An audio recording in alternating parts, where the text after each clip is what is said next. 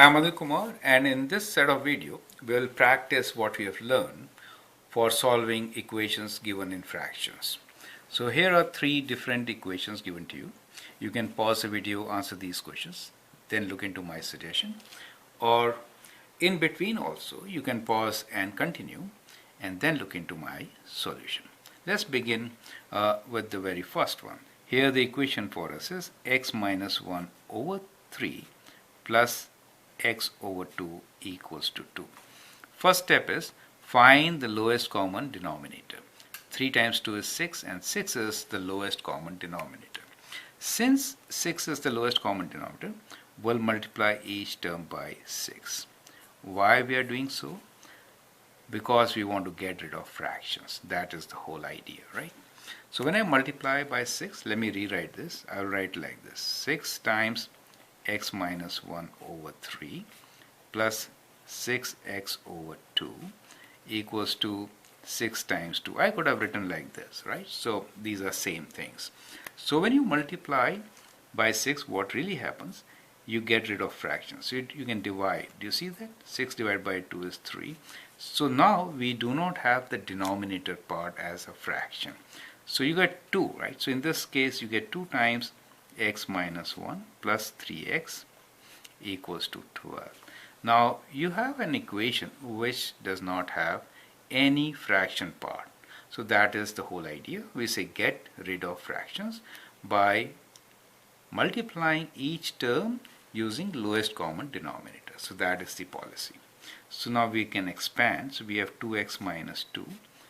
Don't forget to multiply minus 1 with 2, right? So 3x plus equals to 12. Combine the like terms, bring this to the left side. So we could also write like this. So this is how we're combining variables, taking 2 on the other side, so plus 2. 2x plus 3x is 5x equals to 14. X is equals to 14 divided by 5. So that becomes the solution for the first equation, right? Now let us see how to solve the next one. Our policy or strategy is exactly same. Common denominator here is 10. So we'll multiply each term by 10. So I'm writing straight away 10 times x minus 2. We have to divide this by 5 plus 10 over 2 times x plus 2 equals to 2 times 10. You get the idea, right? 10 divided by 5 is 2. So we have 2 times x minus 2 plus 10 divided by 2 is 5. 5 times x plus 2 equals to 20.